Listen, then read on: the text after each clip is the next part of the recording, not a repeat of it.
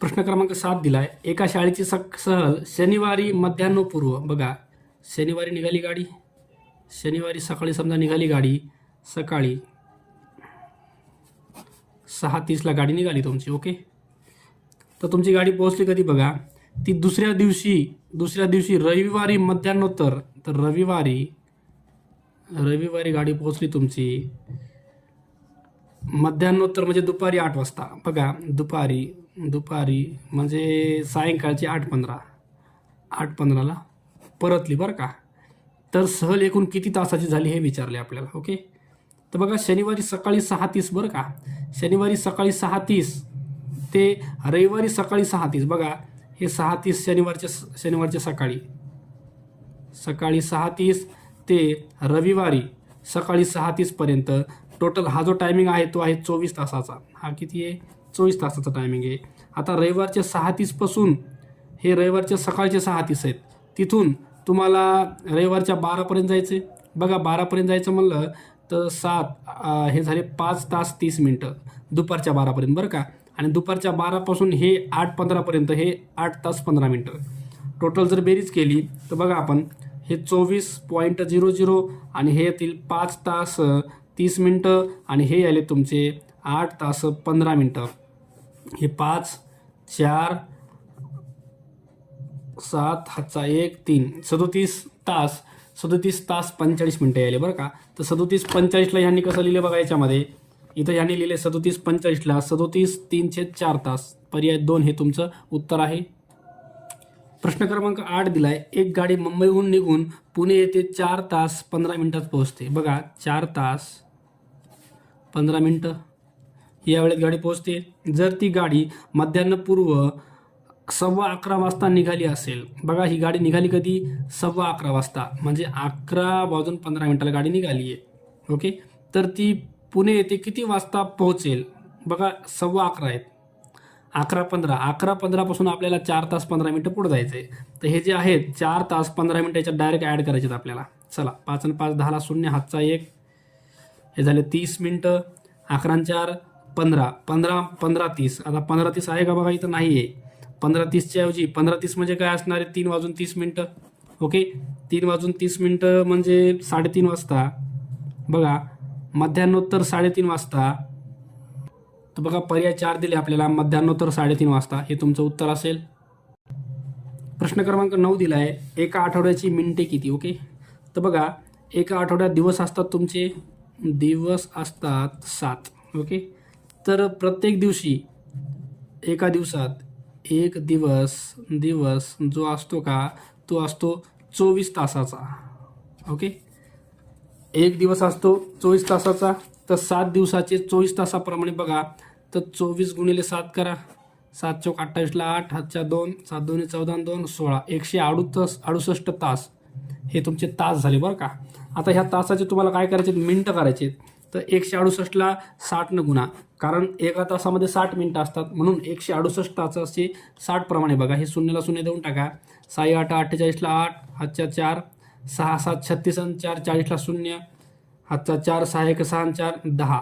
तर हे आहे बघा तुमचं 10,080 मिनिटे. ओके, 10,080 बघा. पर्याय क्रमांक 2 हे तुमचं उत्तर आहे. प्रश्न क्रमांक 10 दिलाय. 6 तास 9 मिनिटे आणि 36 सेकंद यांचे तासात रूपांतर करायचे बरं का. ह्याचं आपल्याला तासात करायचे. तर बघा काय होणार आहे. पहिले आपण हे सर्व काय करू, सेकंदामध्ये कन्वर्ट करूया. सेकंदामध्ये आता 6 तासाचे आपण जर बघितले तर सेकंद किती व्हायलेत बघा. 6 तासाचे सेकंद करायचे तर याला 60 आणि 60 तुम्हाला गुणावं लागणार आहे. ओके, तर हे 6 6 किती झाले? 36 डबल 0 आणि हे वरचे 6 त्याला राहिले गुणायचे. 0 0 6 6 36ला 6 हातच्या 3 6 18 आणि 19 21. तर हे टोटल तुमचे सेकंद आले 21,600 सेकंद. आता हे 9 मिनटं आहेत, 9 मिनटाचे सेकंद करायचे तर त्याला 60 न गुणा 9 × 54 हे आले 540 सेकंद आणि हे तुमचे सेकंदमध्येच आहे. हे किती आहेत तुमचे?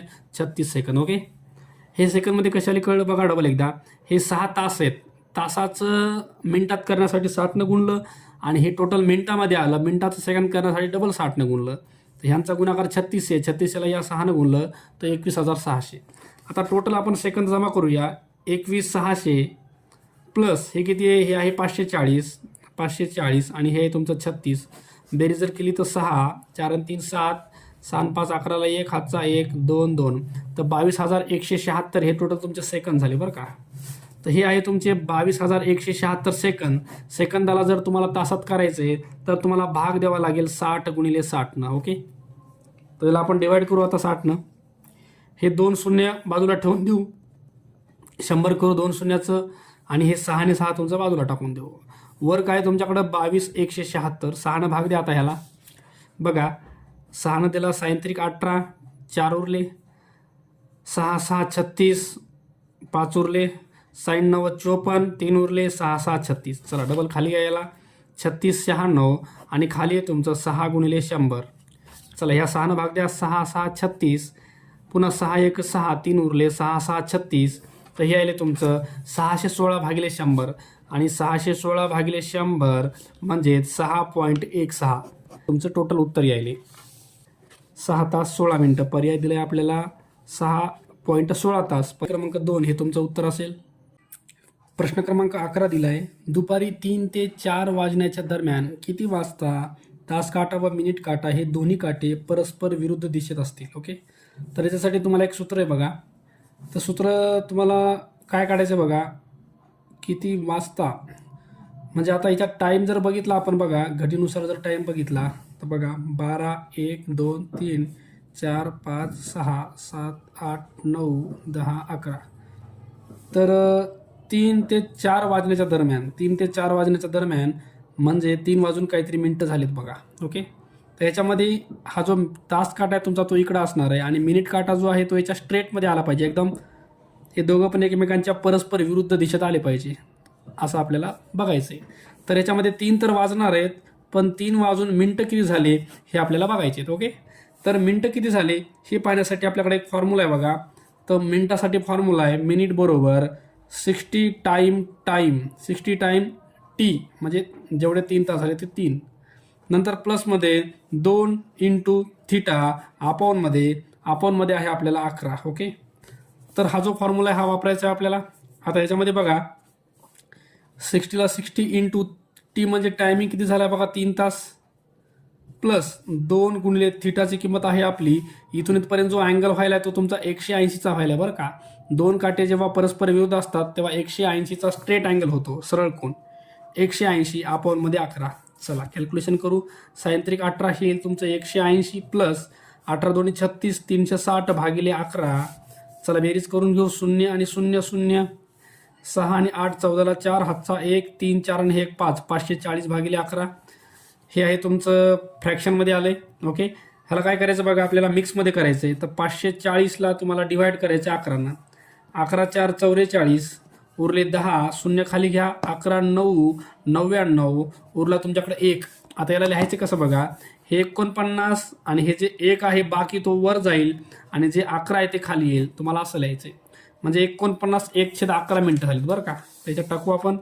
हे आहे तुमचा वरचा टायमिंग 3 तास आणि हे 49 1/11 मिनटं. ओके, तर पर्यायानुसार त्यांनी 49 1/11 म्हणजे हे 2च्या ठिकाणी जर आपण 1 टाकलं तर होऊन जाईल बघा. 3 वाजून 49 1/11 पर्याय 4 येईल तुमचा उत्तर. ओके, प्रश्न क्रमांक 12 दिलाय, एका दिवसाचे एकूण किती सेकंद होतात. बघा एक दिवस म्हणजे 24 तास. ओके, 24 तासाचं तुम्हाला पहिले मिनिटामध्ये करायचं आहे. तर ह्याचा मिनिटामध्ये करायचं असेल तर तुम्हाला 1 तासात 60 मिनटं आहेत, म्हणून 24 तासाचे मिनटं करायचे. तर याला 60 पहिले गुणाकार करायचा आहे. 0ला 0, साईन चूक 24ला 4, हातच्या 2, साई 2 12 2 14, तर 1440 हे तुमचे मिनिट झाले बरं मिनिट. आता मिनिटाचं सेकंडमध्ये करायचं तर तुम्हाला डबल याला 60 गुणायचं आहे. ओके, 0 0 2 0 देऊन टाका शेवटी. साईन चूक 24ला 4, हातच्या 2, साईन चूक 24 आणि 2 26ला 6, हातच्या 2, 6 1 6 2 8. तर 86,400 एवढे सेकंद तुमचे तयार होतील. पर्याय 3 हे तुमचं उत्तर असेल.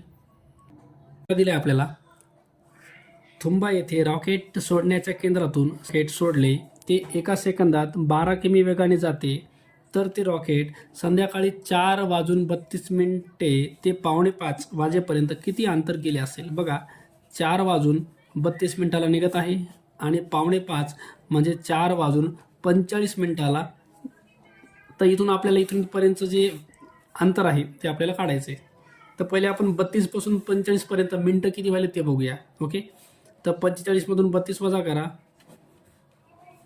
तर हे तुमचे टोटल 13 मिनटं व्हायलेत बरं का, 13 मिनटं. तर आपल्याला याला सेकंदमध्ये कन्वर्ट करायचं, तर 60 न गुणा याला 13 780 सेकंद, तर तुमचे टोटल 780 सेकंद तयार झाले बरं का. एका सेकंदामध्ये रॉकेट 12 किमी वेग करत आहे. तर 780 सेकंदामध्ये 12 किमी प्रमाणे बघा किती व्हायले, तर 12:00, 12:8 96ला 6 हातच्या 9, 12:7 84 आणि 9 93, तर एवढं अंतर ते रॉकेट पार करेल. ओके, 9360 किमी. पर्याय 1 हे तुमचं उत्तर आहे. प्रश्न क्रमांक 14 दिला आहे आपल्याला.